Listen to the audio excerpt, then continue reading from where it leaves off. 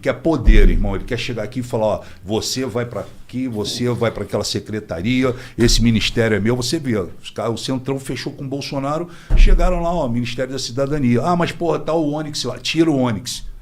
Tira o Onyx. A gente quer a chave do ministério. Entendeu? E você, pô, com uma chave de um ministério, pô, você está falando aí, pô, em 3 mil funcionários. Sim, entendeu? orçamento absurdo. Orçamento absurdo, sabe? E poder, irmão. Poder. O poder é muito forte, cara. Foi por isso que você rompeu com o Bolsonaro? Cara, todo mundo... assim, eu falo pra você que eu me arrependi muito, né, de ter lutado tanto para a chegada do Bolsonaro na presidência. As pessoas me criticam, falam, porra, mas tu não pode ser, um cara como você não pode ter sido tão ingênuo assim, Frota, a ponto de não ter visto antes o que ia acontecer e etc e tal. Mas eu mergulhei de coração na parada, porque eu achei que naquele momento ele ia realmente... Porra, fazer uma asepsia na política, ia mudar a situação, a gente ia conseguir respirar de vários outros governos que já vinham. E eu não tive assim uma briga com ele. Eu, na verdade, o Bolsonaro, quando ele assumiu a presidência, logo em dezembro, né, que era dezembro de 2018, a gente começava em janeiro, em dezembro de 2018 eu comecei a entender e a ver várias coisas que não eram o que vinham acontecendo durante a campanha. Ele virou uma outra pessoa, colocaram um cinturão, blindaram o cara e apareceu pessoas que eu nunca tinha visto no decorrer da parada, né, da campanha. Sabe quem são essas pessoas? Vários. Apareceu um monte de militar, apareceu um monte de cara de terno, apareceu gente de tudo que foi lado e blindaram o Bolsonaro. E a cena marcante, onde eu comecei a ficar, sabe, assim, pensando, foi quando eu estava no Banco do Brasil, onde foi a transição do governo Temer para o governo Bolsonaro. E aí, lá para as 2 horas da tarde, abriu a porta do corredor, entrou vários militares e o Bolsonaro no meio, um monte de cara de terno. E o Bebiano, que morreu de infarto. O Bebiano, as pessoas podem criticar, falar o que quiser, mas o Bebiano, meu irmão, ele ficou 26 horas da vida dele por dia, durante 5 anos, do lado do Bolsonaro. Se tem alguém que ajudou o Bolsonaro, empurrou o Bolsonaro, tirou vários BOs da frente a nível jurídico e o caramba, segurou a parada, foi o Bebiano. E o Bebiano morreu, muita gente acha estranha essa morte dele, né? A gente conversou com o André Marinho, ele mostrou um vídeo aqui no Flow do Bebiano. Um cara forte pra caralho, grande, entendeu? E aí, pô, eu encontro o Bebiano, aquelas pessoas todas que foram entrando por umas salas. Era um corredor enorme, todo mundo entrou e ficou o Bebiano parado no corredor. Aí eu cheguei pro Bebiano e falei, e aí, Bebiano, tá tranquilo? Ele falou, tô. Falei, pô, e aí, onde que é a tua sala? Ele falou, pô, não tem sala. Eu falei, como tu não tem sala? Ele falou, pô, eu não tenho sala e não sei o que eu vou fazer ainda no governo. Tu acredita, Frota? Eu falei, pô, não acredito. Pra mim, tu ia ser o cara, pô, tu ia ser o líbero da parada. Tu ajudou o cara a sentar nessa cadeira. Pra mim, tu era o líbero. Tu não precisava nem ter cargo. Sim, tu era o cara que ia chegar, Bolsonaro, é o seguinte, tô precisando coordenador disso, ali. Um coordenador, né? Ele falou, pois é, mas não tenho. E eu tô achando muito estranho as coisas, Frota, porque começaram a me tirar de reuniões, eu não sei para onde eu vou, sabe? Aí tentaram acochambrar ele ali na Secretaria-Geral da Presidência, enfim. Mas qual que era o problema com o Bebiano em si?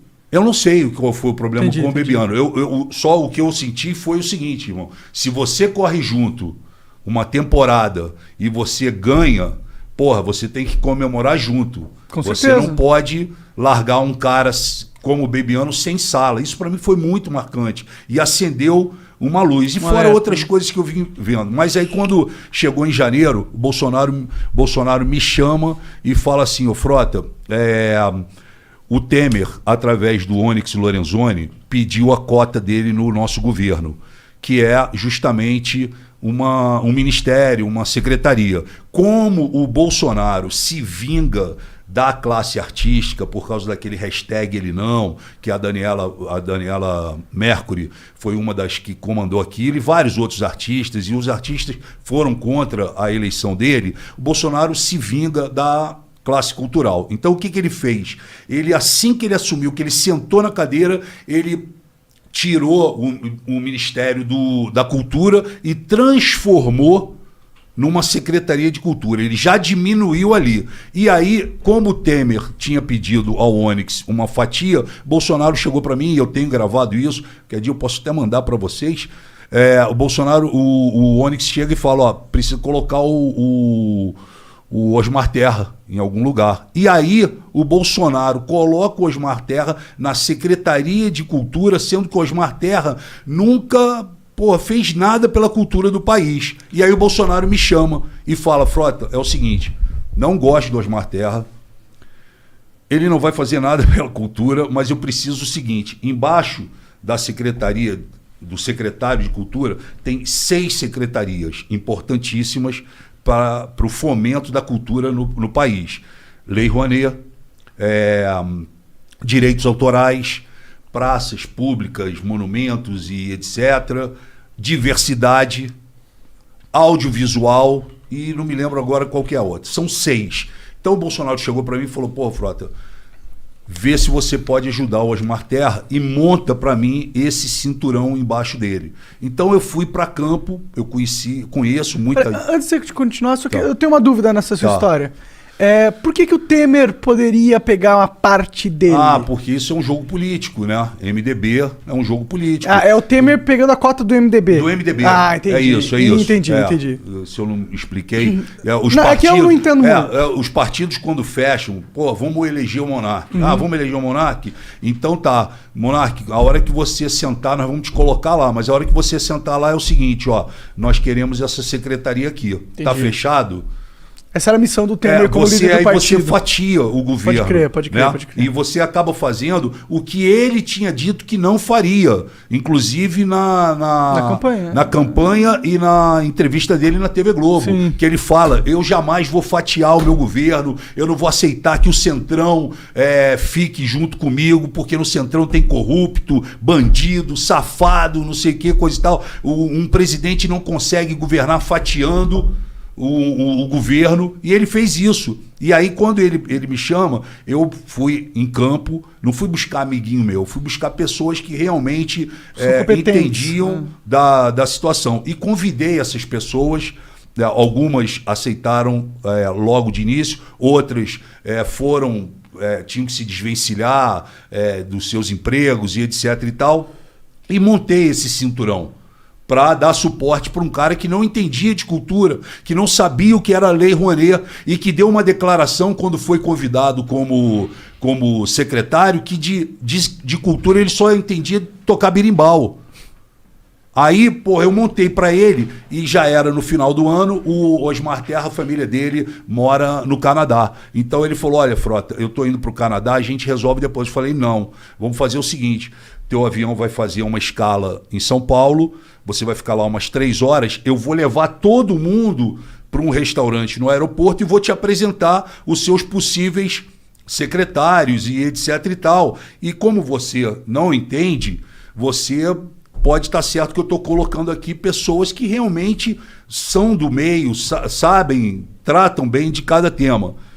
Tranquilo. E aí ele foi no avião dele, enfim, eu montei toda a situação lá no restaurante, no aeroporto, enfim, e apresentei todo mundo para ele. Falei, esse aqui, essa aqui, esse. Apresentei o secretariado dele. Isso já acendeu uma luz no governo, que os caras começaram a falar assim, o Frota está se apossando da cultura, entendi. O Frota está querendo o ministério para ele. Não era, o presidente me pediu. Aí eu apresentei para ele, ele foi embora. E, saiu todo mundo, Frota, beleza, tô feliz, obrigado pela oportunidade, vamos lutar. E o caramba, tô pedindo demissão da Fox para assumir aqui a parada. O cara, com 10 anos de empresa, tô saindo fora, mas meu irmão, pode vir, vai dar tudo certo. E, ele viajou, o Osmar Terra. E o Osmar Terra viajou, passou o ano novo, essa coisa. Quando ele volta, ele se encontra com o Onyx Lorenzoni, os dois são do Rio Grande do Sul. Ele se encontra com o Onyx Lorenzoni e, sem falar comigo, sem pelo menos me informar, resolvem mudar o cinturão. Porque eles já vinham com a cabeça deles de, não, vamos acochambrar aqui a nossa galera. Porra, nada do Frota, nada, sabe? E começaram a fazer esse jogo. E montaram isso, tiraram das 6 secretarias, brother, eles tiraram 5. Eu fiquei só. Aliás, eles tiraram 4, ficaram 2. A de audiovisual e a de direitos autorais, o Maurício Braga. Eu falei, porra, cara, isso não tá certo. As pessoas saíram dos seus empregos, porra, o cara tava ninguém chegando em Brasília já, porra, tô procurando flat aqui pra morar, porra, mas ninguém ainda me ligou pra fazer crachá, ninguém me ligou, não, vai ligar, calma. E aí, de repente, eu vejo no jornal, fui informado pelos jornais, que, porra, tava montada uma outra pá, vamos chamar assim. Aí eu fiquei puto com isso, obviamente, fui direto no Bolsonaro para falar com ele. Aí quando eu cheguei no Bolsonaro, o Bolsonaro virou para mim e simplesmente falou, ó, não quero saber, irmão, isso daí é problema teu, porra, não vou arrumar confusão, Frota, pelo amor de Deus. Falei, caralho, como pelo amor de Deus? Você pediu para eu montar uma parada, eu tirei as pessoas, botei as pessoas aqui e agora você me fala, pelo amor de Deus? Não, porra. E, cara, um monte de gente falando na cabeça dele, não, é amigo do Frota, vai dar problema, aquela porrada de coisa. Enfim, limou os caras, eu fiquei puto. Porra, primeira oportunidade que eu tive, eu fui pro plenário, meu irmão, peguei o microfone e soquei forte o Onyx Lorenzoni. Chamei de safado, vagabundo, que não poderia ter feito isso, não sei o quê. E pá, fiz um discurso pesado. Nesse discurso pesado, os caras entenderam. Falou, ó, abriu aqui uma fissura entre o Frota e o governo. Como é que o cara vai e fala do ministro, que é o secretário do Bolsonaro, ele, porra, senta o pau. Aí sentei a porrada. E nesse meio tempo que eu tô fazendo isso, na mesma semana quase, explode o caso do Queiroz.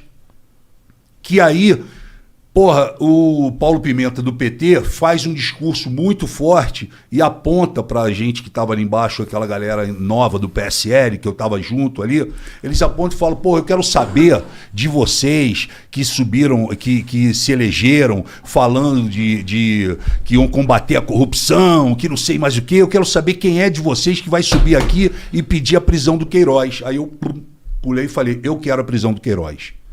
Falei no microfone, ele de um lado e eu do outro.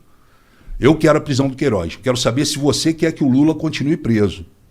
Porque eu quero a prisão do Queiroz. Porra, aí, meu irmão, o telefone tocou, Bolsonaro, você tá maluco? Você quer fuder meu filho? E porra, como é que tu pede a prisão do Queiroz, caralho? Não sei mais o que, pagando pra mim, em geral. E passou uns 15 minutos, veio o Flávio Bolsonaro. Flávio Bolsonaro chegou no plenário e falou assim pra mim, porra, papai tá puto contigo, Frota. Como é que tu fala isso, porra? Pede a prisão do quê? Porra, cala tua boca, cara. Porra, tu não precisa fazer isso, caralho. No dia seguinte tinha um café da manhã. Eu fui no café da manhã, o Bolsonaro deu de cara comigo, chegou pra mim. Pô, aí tem até na internet, porque tinha uma pessoa gravando, a gente não sabia. Aí ele, porra, me abraça e fala assim, puta que pariu, caralho. Fecha essa matraca, Frota. Você tá maluco? Como é que tu me fala uma merda daquela? Aí ele mandou essa e depois o Bolsonaro ele é cheio disso. Ele dá uma chicotada, depois ele quer aliviar. Aí ele fez a gracinha e a gracinha ficou pior do que a parada que ele falou assim, porra, não sei o que, como é que tu fala essa merda?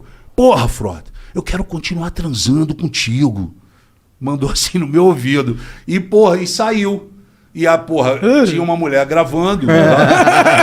Tinha uma mulher gravando, a mulher, porra, pegou, editou essa parada e aí, porra, aparece no dia seguinte um vídeo do Bolsonaro no meu. Porra, Frota, quero transar contigo.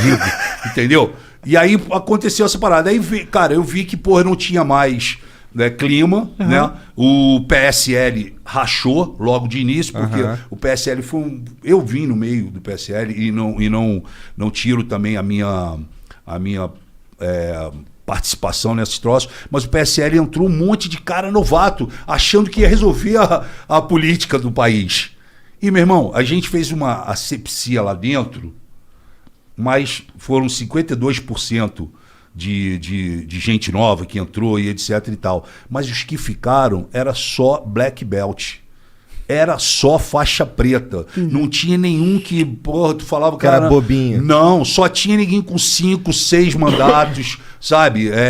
4 mandatos. Os caras casca grossa que ficaram. Aí os caras viram aquele monte de cara chegando, achando que, porra, ia pintar Brasília, ia mudar. Os caras começaram a bater, né? E o PSL, ele foi se fragmentando, ele foi rachando, ele começou um jogo de briga, de ciúme, de crítica um pro outro, e o caralho, era tudo que os caras queriam do outro lado. Os caras deixam os caras se pegarem, entendeu? E vaidade, e não sei o quê, não porque eu ganhei tanto, porque eu isso, porque aquilo, que o negócio foi rachando, eu fui cada vez fazendo mais oposição, porque eu falei, eu agora não posso fugir desse meu discurso, e é um discurso verdadeiro, eu não mudei. Quem mudou foram eles. E aí eu continuei nessa linha. Aí, pô, chegou uma hora que o Bolsonaro chamou o Bivar e falou, ó, eu quero o Frota expulso do PSL.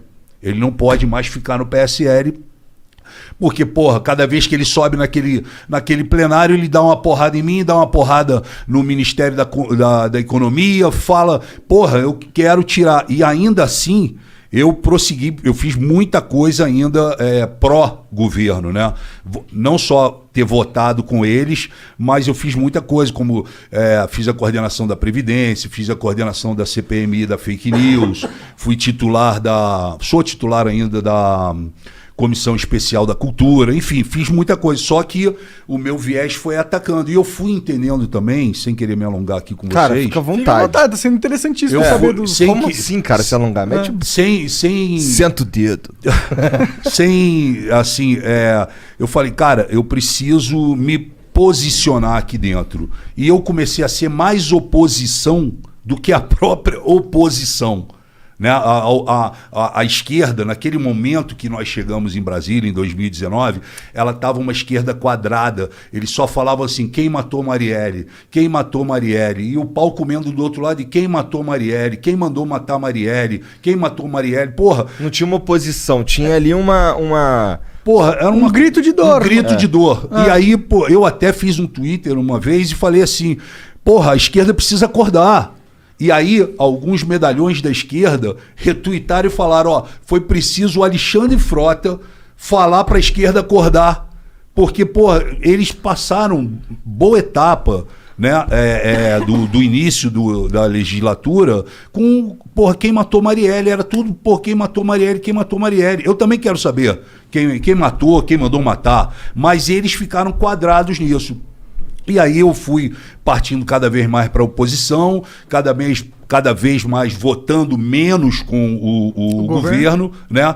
E aí minha trajetória, o Frota em determinado momento, porque como eu cresci no bolsonarismo, eu vim com aquela cabeça ideológica, radical, né? Ao longo desses anos eu amadureci muito e entendi que lá dentro você tem que... Se conformar. Não, é o parlamento, cara. Você tem que abrir diálogo com as diferenças. Você não precisa gostar de mim, mas a gente tá sentado aqui trocando ideia, entendeu? E a gente precisa poder debater as paradas que são importantes. Porque, pô, uma hora eu vou precisar de você. Uma hora você vai precisar de mim para votar alguma coisa que é do seu interesse, entendeu? Então, eu fui amadurecendo, fui entendendo. Eu fui o primeiro deputado da direita, né? Que hoje eu nem sou mais de direita, eu sou acho que centro-esquerda, mas eu fui o primeiro deputado da direita a procurar a esquerda e abrir diálogo com eles. E aí cada vez foi ficando mais difícil, aí, porra, o bolsonarismo, eu tinha, para vocês terem uma ideia, eu tinha 1,5 milhão de seguidores no Facebook, tinha quase 500 mil já no Twitter, Instagram eu não mexo, mas essas duas ferramentas eu excluí, porque a partir do momento que o Bolsonaro falou, não, o Frota tem que sair do PSL, os caras me elegeram alguns meses como traidor. O Frota foi oportunista, ele usou o Bolsonaro e se elegeu, e assim que se elegeu foi uma espécie de cavalo de Troia. Entendeu? O Frota entrou e apunhalou o Bolsonaro, e não foi isso, quem me apunhalou foi ele.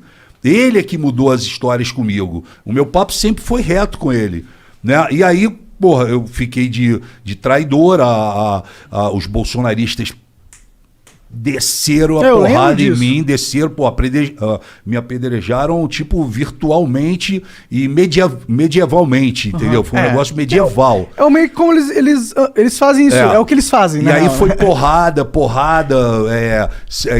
xingando minha esposa, minha família, minha filha, meu filho, o pau comeu, geral. Aí eu tomei a decisão, falei, porra, eu vou sair das redes sociais. Aí saí. Falei, caralho, vou mandar 500 mil embora. Mandei. Desativei a conta e desativei o Facebook. Porque, por qualquer coisa que eu postasse ali, não adiantava. Era porrada o tempo todo. E aí eu entendi isso, falei, eu preciso me afastar. Né? Aí começou aqueles confrontos de rua também. Você passa na rua, os caras, traidor do Bolsonaro. Caramba. E aí eu falei, bom, mas eu vou mudar essa história. E vou partir para cima. Eu não sou um cara de ficar apanhando quieto. Eu vou partir para cima. E aí fui partindo para cima. Também fui trabalhando bastante e honestamente. Né? E aí eu consegui superar esse tsunami que foi, né, essa minha briga, porque eu não, essa minha saída lá do bolsonarismo. Porque do PSL tudo bem. O problema é você sair do bolsonarismo. Porque não, você é o cara, pô, vamos falar, pode ter várias críticas, mas porra, a Carla Zambelli, meu irmão, ela 15 dias antes, ela convidou o Sérgio Moro para ser padrinho de casamento dela. Quando o Moro abriu com o Bolsonaro, que ele sentou e fez a coletiva, ela foi a primeira a chamar ele de traidor. Sendo que 15 dias antes, ela tinha colocado o cara como padrinho de casamento, deu um microfone para ele, ele fez uma declaração para ela. Naquele momento, ele era o Sérgio Moro, né? Era o cara que combateu a corrupção. Foi por isso que ela chamou ele para ser padrinho. Por isso que ela chamou ele para ser padrinho. Ele foi lá, fez uma puta de uma declaração para ela, e quando chegou 15 dias depois, 20 dias depois, que ele rompeu com o Bolsonaro, ele rompeu porque o Moro viu, ele pode ter errado com o Lula, pode ter tudo, mas ali como ministro da Justiça, ele viu o momento em que o Bolsonaro, e tem gravado naquela reunião dele, Bolsonaro vira e fala, porra, quem manda nessa merda sou eu tô pedindo pra fazer, se não fizer, tira quem não fez, ou então tira o ministro, e olha pro lado. E o Moro aqui. Tipo assim, ó, se você não fizer, eu tiro. Ele só não falou nessas palavras. E o Moro estava incomodado, porque o Moro, porra, muda o diretor da Polícia Federal. O Moro não. O diretor da Polícia Federal eu escolhi. Não, você tem que mudar. Porra, o cara tá enchendo o saco do meu filho no Rio de Janeiro. Muda o diretor do Rio, muda a COAF. O Moro viu que não tinha como. Ele que tinha... Naquele momento ainda ele era a áurea da anticorrupção, ele não podia ficar sentado na mesa com aqueles caras. Aí ele pede para ir embora. No dia seguinte, meu irmão, ele virou o Judas, ele virou o traidor, comunista, e os caras vieram pesado em cima dele. Porque o Bolsonaro, ele passa maior parte do tempo dele, cara, defendendo os filhos. Principalmente o senador da rachadinha. Dá pra ver lá, que aí parece que ele tá constantemente em apuros. E aí ele tá em apuros, ele pega, porra, liga lá e fala, porra, o Monark, cara, ele não tá resolvendo as coisas pro Flávio. Tira ele, bota lá no Acre. É assim que ele faz, é assim que ele atua. De uma maneira autoritária. Então ele mexeu no COAF, porque o COAF é quem pode entregar o que um deputado faz por debaixo dos panos. E o COAF chegou. Ele... Muda o COAF, tira o poder do COAF. Entregou o COAF lá para o banco... o Ministério da Economia, né? O Banco Central, na verdade. Primeiro para o Ministério da Economia, depois, está certo, depois para o Banco Central. Aí, Polícia Federal. Porra, a Polícia Federal tá chegando, vai pegar o Queiroz. Porra, a Polícia Federal intimou o filho, o Flávio... Tira o diretor da Polícia Federal. Muda. Muda o cara do Rio de Janeiro. Quem é o cara do Rio de Janeiro? O fulano. Muda. Então ele foi fazendo isso, e isso ele faz o tempo todo, porque todo dia surge uma merda que eles fizeram e que eles ocultaram da gente, ocultaram do país e ocultaram daqueles que ajudaram ele a chegar no poder. Então é meio que ele bota a mão aqui para estancar essa água, vaza daqui. Aí ele bota aqui. Então ele fica assim. Desculpa, aqui no... ele fica aqui assim o tempo todo. E aí aparece um outro buraco. Aparece um outro buraco. Toda hora. É o cheque da Michele, é o Queiroz. Porra, o Queiroz foi descoberto dentro da casa do advogado. Do sítio do advogado, do cara que não era advogado, que agora é advogado, que ele passou uma procuração, e é filho, e é rachadinha, e é compra de mansão, e é compra de apartamentos. Não tem. Quem comprou teu apartamento? Não, foi um amigo meu que me vendeu. Quem é teu amigo? É um policial. Pô, mas como é que o policial tem esse dinheiro todo pra... E aí é uma coisa atrás da outra. Porra, Queiroz, não, eu vendia carro. Porra, mas o cara, a imagem do cara lá fazendo a rachadinha. Não, eu vendia carro, não sei o que, coisa e tal. Isso tudo, cara, foi enfraquecendo. Então, esse nosso primeiro momento aqui, eu pergunto pra vocês, né, ou pro público de vocês, qual vai ser o discurso do Bolsonaro em 22? Ele não vai poder falar que ele combateu a corrupção. Não vai poder falar isso para ninguém. Sim. Ele não vai poder falar. Então ele vai combater o Covid. Então isso muito menos. Então ele vai chegar sem discurso, irmão. E eu vou te falar, dessa vez não vai ter facada para tirar ele dos debates. Ele vai ter que ir pro debate, entendeu? E no debate, meu irmão, ele vai encarar um Lula, ele vai encarar um Ciro Gomes, ele vai encarar o Dória, ele vai encarar um monte de gente que vai estar sedenta, porque o Bolsonaro, ele é um dicionário, ele é um poço de conteúdo de merda, entendeu? É verdade. Sim. Ele é o cara que for debater com o Bolsonaro, e, o Ciro, entendeu? Casca grossíssima, Lula, com a vivência que ele tem, Dória, o caramba. Eu não tô. Esquece as críticas a cada um. Eu tô falando dos caras, meu irmão. O cara vai sentar. Vai sentar na cara do Bolsonaro, meu irmão. O cara vai sentar de 12 na cara dele, a queima-roupa, entendeu? E ele não vai ter o que falar. Ele não vai ter o que falar. Porra, você combateu a pandemia, Bolsonaro? Porra, com 500 mil de mortes lá, talvez, e eu espero que não, mas, porra, pode estar muito maior. Você combateu como, Bolsonaro? Tem 110 e-mails aqui, Bolsonaro, seu que você, da Pfizer para você, e você não quis comprar as vacinas, que se ele tivesse comprado em agosto, talvez 80 milhões de brasileiros não tivessem morrido. Então é uma série de coisas que vai vir. 80 milhões é muito. 80 mil. 80 mil. Perdão. Não, sim. Só pra... Não, tá certo. Melhor eu corrigir do que esse cara achando. Corrigiu bem. Ele não vai ter discurso, ele vai chegar lá, vai ficar, sabe... ele vai entrar em choque. Não, eu também acho que ele é fraquíssimo. Ele vai entrar em choque, entendeu? E depois ele comprou aquela Covaxin da Índia lá por 1000%. Pois é. 1000% mais caro. Hoje, o Osmar Terra, de novo, o Osmar Terra, aquele lá que a gente no início falou aqui, que foi o secretário de Cultura, né? O Osmar Terra, hoje, meu irmão, ele foi massacrado na CPI, porque os caras... Entendeu? Ele era super negacionista, né? Totalmente negacionista, contra a máscara, contra a vacina, contra o isolamento, contra tudo. E não adiantou ele falar que não, porque os caras hoje puxaram os vídeos e falaram, vamos assistir. Passaram um clipe dele, um clipe dele de uns 3 minutos, ele só... Falando as merdas que ele falou. Os caras relembraram a ele hoje. Foi? Eu não vi isso aí. Como que ele reagiu? Não, essa CPI, ela tá mostrando ao país realmente a verdade. Ela está mostrando ao país por que veio e o que realmente acontece. Essa CPI, ela não vai ser a CPI que as pessoas... existe um ditado em Brasília, de pizza? Que a CPI começa, todo mundo sabe como começa, mas ninguém sabe como termina.